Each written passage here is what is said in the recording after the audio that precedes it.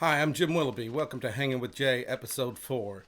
Today we're going to look at my beautiful Gibson Les Paul Custom 2025 model that I got just a few months ago and do a quick review over it. So, first of all, I'll just go over through some specs and I try to run through these real quick, not make it too daunting. Of course, we know it's got a solid mahogany body, a two-piece maple top, a bound ebony fretboard. It's got a Corian nut, 25 and 3/4 inch scale length, 12-inch radius on the fretboard. And let's see, what else have I missed? Of course, it's got the binding, the triple binding all around it, everywhere, the body and you know, the headstock. Oh yes, it's got mother of pearl block inlays, 22 medium jumbo frets. The nut width is 1.687 inches. I think I already said the nut material is Corian, but if I didn't, I'm going to say it again. And of course, the hardware is a Tune-O-Matic bridge with a stop bar tailpiece, and it's got the Grover kidney tuners. They're not locking, they're just standard Grover tuners. So, excellent tuners. The neck pickup is a 498R humbucker. The bridge pickup is a 498T humbucker. And it's got the 2-volume and two-tone controls. There's no split for a coil tap or anything like that for the pickups. It's just your standard, you know, regular old Les Paul wiring with 2-volume and 2-tone knobs, which you can get a lot of versatile tones out of those with working those and the pickups that you select. The strings are 10 to 46, and what I got on there are some of these NYXL by D'Addario. I've been using D'Addario strings for several years. They're a nice quality string. I really like them. And these NYXLs are 10 to 46. I don't remember if I said 10 to 46. But these seem to hold tune better, and they do last a little bit longer. And they provide plenty of punch and clarity. So without further ado, I'm going to show you this guitar real quick here.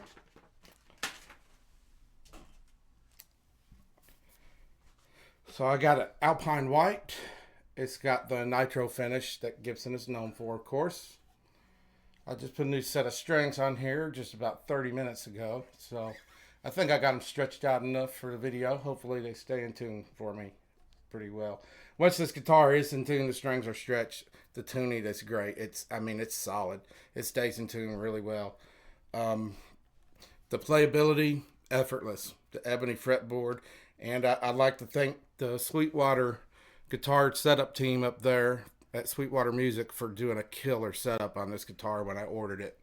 I mean, this thing is just, it's amazing. There's nothing really more I can say about it. It's an amazing guitar. The quality of the craftsmanship is excellent. I mean, it's all superb. Everything you could want out of a Gibson custom shop guitar.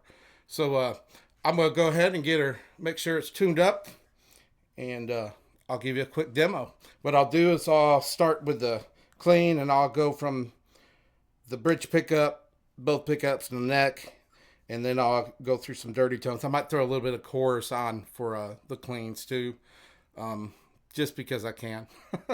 Why not, right? So, and after I do some dirty tones and some lead tones and stuff, I'll roll the volume pots back off and let you hear how it cleans up with these pickups. And this thing is it's a Lunker 10 pounds 5 ounces is the weight on this. So all right, we'll check it out. Okay, so before I play the guitar here and let you hear how it sounds, I'm going to show you what I'm running through today. So today I'm running through my silver Jubilee reissue head 2555X. This thing's a killer amp, man. I waited just shy of, I think about 2 weeks shy of a year after I pre-ordered this, and I finally got it a few months ago. So today I'm going to run it on the 50 watt mode. There is a little bit of a tonal difference between the 50 watt and 100 watt, but you know, we're not doing a demo of the amp today, so I'm just going to stick to the 50 watt mode for now. And I've got that going through a 2 notes Torpedo Captor, and I've got that, this is set to minus 20 dB, which is good because I got the master on 7.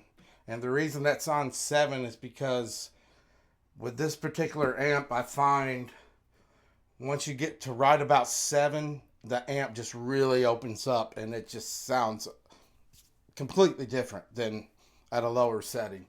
So yeah, I got this, like I said, minus 20 dB, and I'm running over here into Marshall Silver Jubilee, hit the microphone, sorry if that made a pop.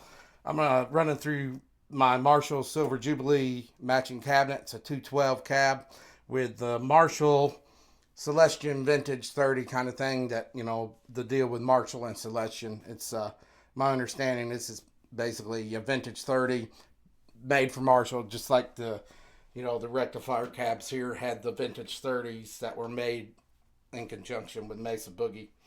So cabinet sounds good. So what I'm going to do, so you can hear the cabinet and everything, I've got this coming out to the right channel, I believe. Yes.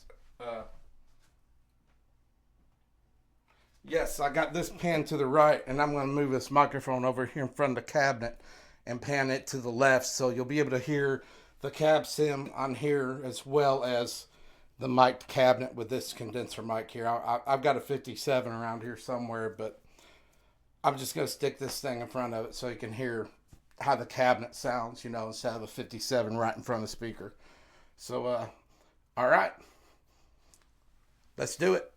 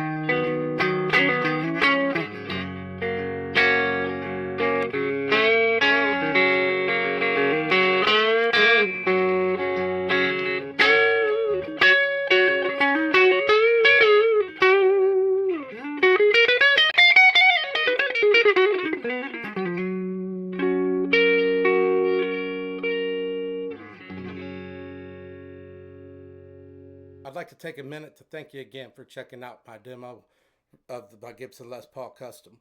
If you're not already a subscriber, I'd like to take a minute and subscribe to my channel and show your support. Thank you again, and enjoy the rest of the video.